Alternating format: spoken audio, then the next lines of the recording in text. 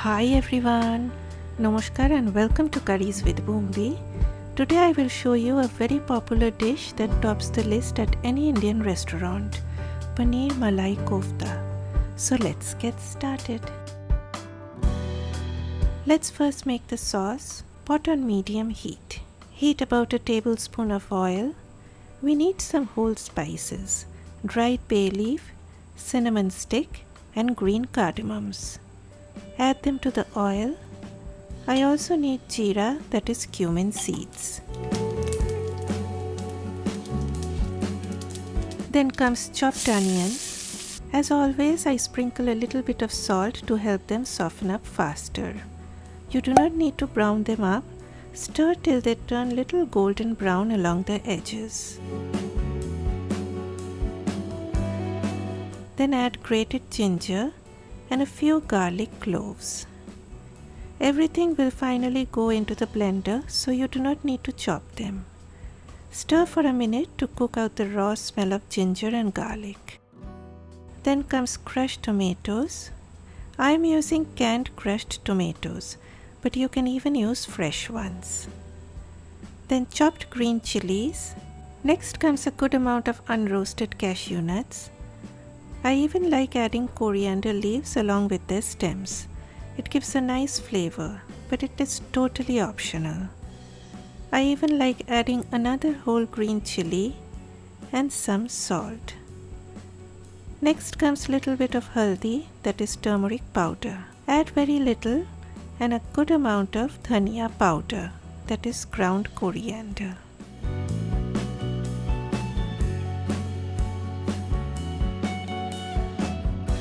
Add about a cup and a half of hot water, then cover it and cook on low heat for about 6 to 7 minutes. While the sauce is simmering away, let's make the koftas. I had already boiled some potatoes early in the morning. Grate them once they are comfortable enough to handle and let them cool down completely.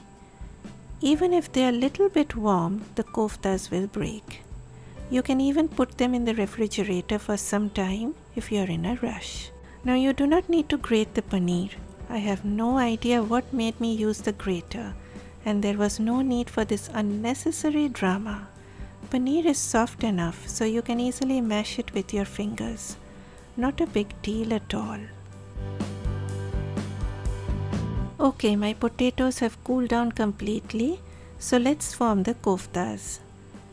In goes the paneer, the boiled potatoes, cornflour which acts as a binding agent. You can even use white flour instead. Then some salt, little bit of jeera powder, that is ground cumin, grated ginger. Then I also need green chili,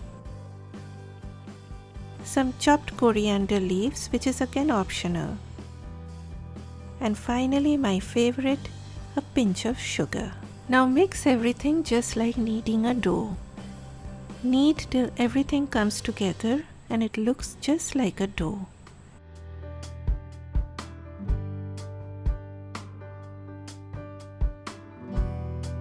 I have applied some oil on my palms. This helps in forming the koftas.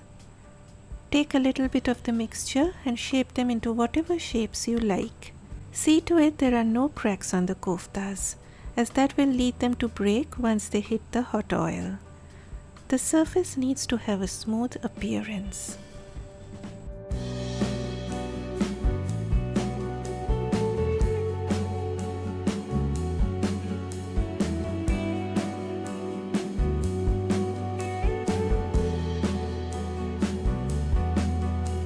Coming back to the sauce, take it off heat and let it cool down a little before adding to the blender.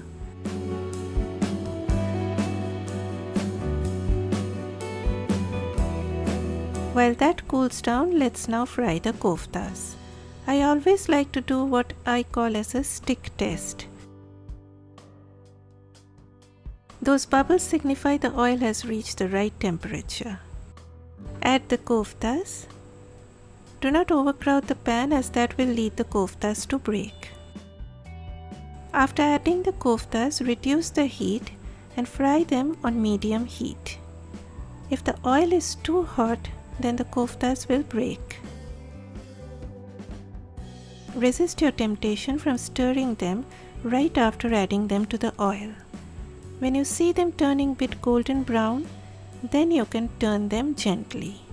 Remember guys, these koftas are extremely delicate, so please handle them with gentle hands and with lots of love. Fry them in batches and fry till they are golden brown in color.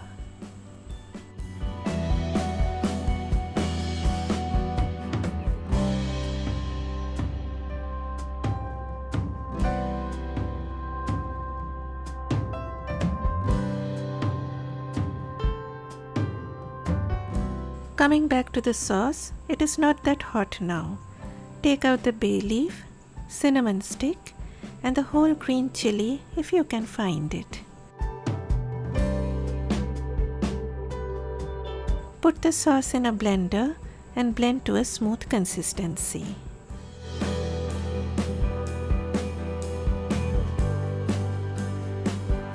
Again, pot on medium heat. Add just a teaspoon of oil and then butter.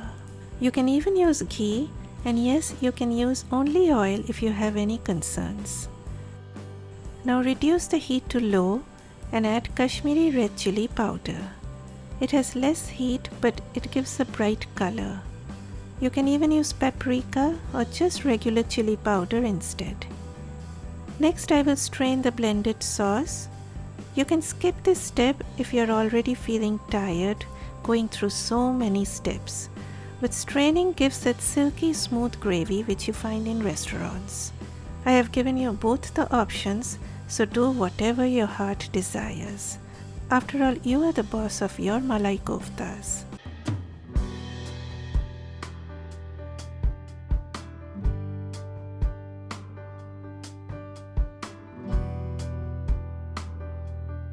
And remember to scrape off all that goodness from the back of your strainer.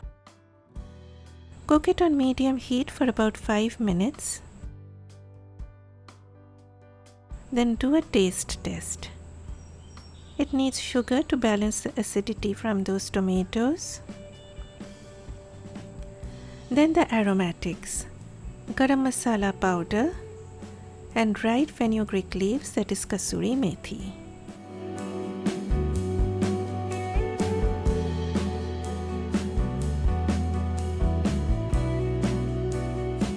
And then my friends, it's cream time. If you want that restaurant quality Malai Kofta, then please do add cream. I sometimes even add half and half or evaporated milk. And you know what?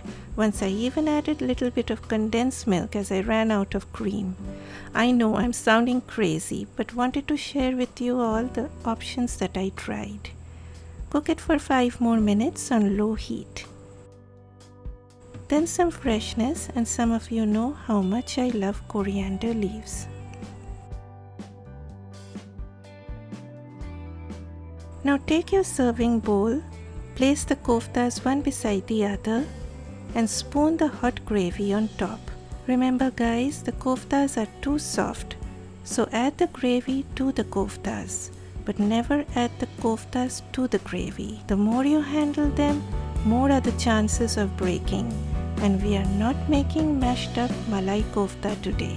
Please let me know if you have any questions while trying out the recipe. This is Bumbi, and thanks for joining me. Stay healthy, my friends. Bye bye.